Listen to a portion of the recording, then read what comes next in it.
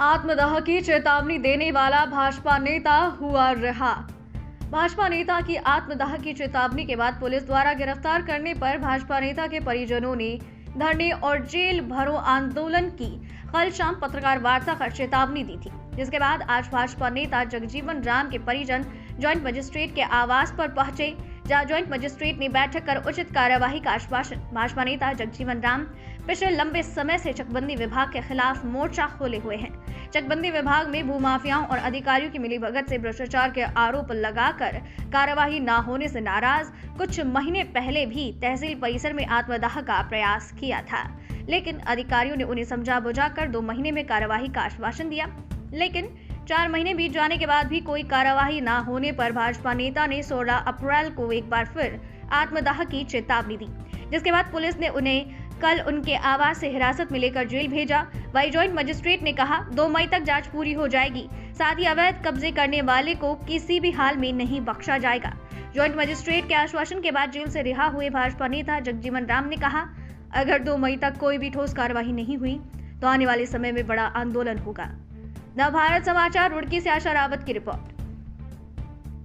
उसमें एक्चुअली प्रकरण ये था कि चकबंदी की जांच चल रही थी, क्योंकि इलेक्शंस आ गए थे, कोविड का भी प्रकोप काफ़ी भारी रहा था, तो चकबंदी की जांच में थोड़ा डिले हो गया था। तो जगजीवन राम जी ने 14 तारीख को एक लेटर लिखा था कि वो आपका आत्मदाह की कोशिश करेंगे, तो प्रोटेक्टिव कस्टडी में उन्हें लिया गया था।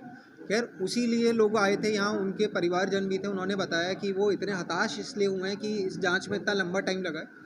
तो हमने दोनों चीज़ें करी हैं। हमने उनसे अंडरटेकिंग ली है कि एक तो वो उनका ध्यान रखेंगे, इंश्योर करेंगे कि वो कोई भी ऐसा स्टेप ना उठाएं, और जांच को हमने जांच अधिकारी में पहले एसडीएम साहब जो म्यूनसिपल कमिश्नर भी हैं वो भी थे, उनके साथ तहसीलदार, अपर तहसीलदार को भी इंक्लूड कर दिया है। साथ ही साथ ये भी इंश्योर कर दिया कि 2 मई तक ये अपनी फाइनल रिपोर्ट इसमें सबमिट कर देंगे। जितने भी लोग थे उनकी मंडे को 11 बजे एक और मीटिंग बुलाई है कि कोई भी साक्ष्य अगर उन्हें देने होंगे तो वो दे देंगे। चकबंदी अधिकारी के लिए ऑर्डर रहेगा कि वो शाम को उन साक्ष्य को वेरीफाई करे कि ये उनके ओरिजिनल डॉक्यूमेंट्स हैं कि नहीं है। बाकी इस लड़ाई में हम लोग साथी में, यदि किसी भी तरीके का अन्याय हुआ है या किसी भी तरीके से इन लोगों की ज़मीन हड़पी गई है या कहीं चक अलग लगाए गए हैं, गलत लगाए हैं, वो जांच में जो भी निकल पे आएगा उसमें सख्त से सख्त कार्रवाई करेंगे। चकबंदी एक अलग विभाग है, ये चीज़ मैं उन्हें भी एक्सप्लेन कर रहा था। चकबंदी की अलग कंसोलिडेशन एक्ट होता है। जो रेगुलर ऑफिसर्स रहते हैं उनका चकबंदी से इसलिए इनका मसला भी नहीं पड़ता है। इसलिए जो जाँच होती है, जाँच अधिकारी को पहले किताब पढ़नी पड़ती है, फिर डॉक्यूमेंट्स देखने पड़ते हैं। वो डॉक्यूमेंट्स उनके लिए भी नए होते हैं, तो जांच में टाइम लगता है।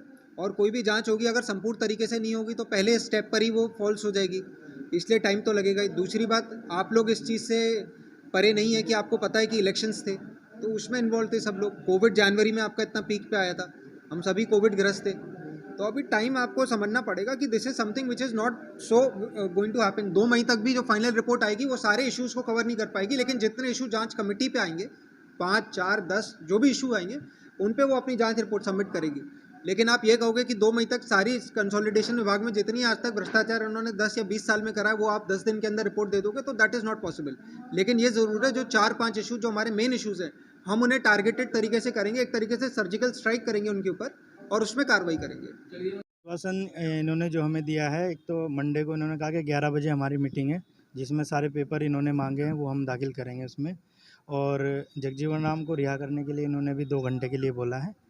और दूसरा ये है कि 2 मई लास्ट इन्होंने वो दिया है इंटीमेट कि 2 मई तक हम इसको जांच को पूरी कर देंगे। अगला किस स्टेप रहेगा आप लोगों का? अगला देखते हैं, अगर कार्रवाई नहीं होती है तो फिर उसके लिए हम बाध्य नहीं हैं, जो भी हमारे जगजीवन राम जी आदेश करेंगे। 2 मई तक लास्ट तारीख। 2 मई की हाँ, आपने प्लान की भी धमकी दी थी, तो अभी बिल्कुल, अगर कार्रवाई नहीं होती है तो कुछ ना कुछ तो सोचना पड़ेगा ही सर, क्योंकि जिस तरीके से कल जो व्यवहार किया गया है उनके साथ वो बिल्कुल ही गलत है और दुखनीय है। अभी आश्वासन अभी संतुष्ट हैं, क्योंकि अभी जो उन्होंने दिया है लिखित में भी हमें ऑर्डर दे दिया है, और देखते हैं इसमें क्या आगे की कार्रवाई होती है। देखिए, मेरा जो चकबंदी से संबंधित भ्रष्टाचार को लेकर एक आंदोलन चल रहा है, जिसमें गरीब लोगों की संपत्तियों को हड़पने का काम चकबंदी अधिकारी कर्मचारीगणों द्वारा किया गया है, उसको लेकर मेरी लड़ाई है। मैं चाहता हूं कि जो गरीब लोगों की संपत्तियां हड़प की गई हैं उनको वापस मिलें और उनको न्याय मिले।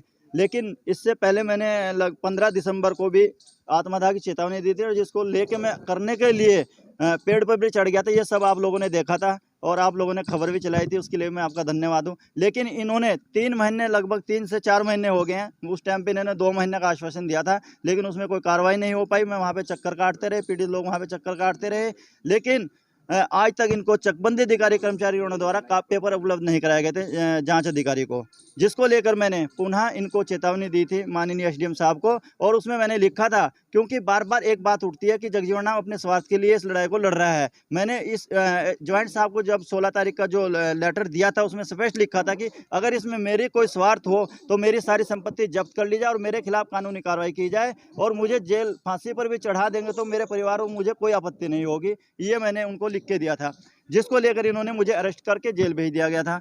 और जेल में भी जेल का जो प्रशासन, उनके द्वारा भी मुझे बहुत अच्छा कोऑपरेट किया गया।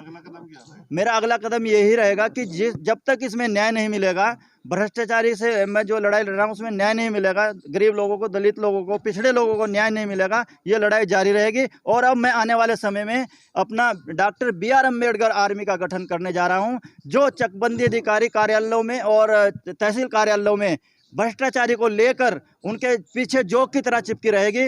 अगर कोई भ्रष्टाचारी करेगा तो मामला तुरंत उजागर होगा और उनके खिलाफ कार्रवाई होगी। इसको लेकर मैं अपना गठन बहुत जल्दी ही मैं इसको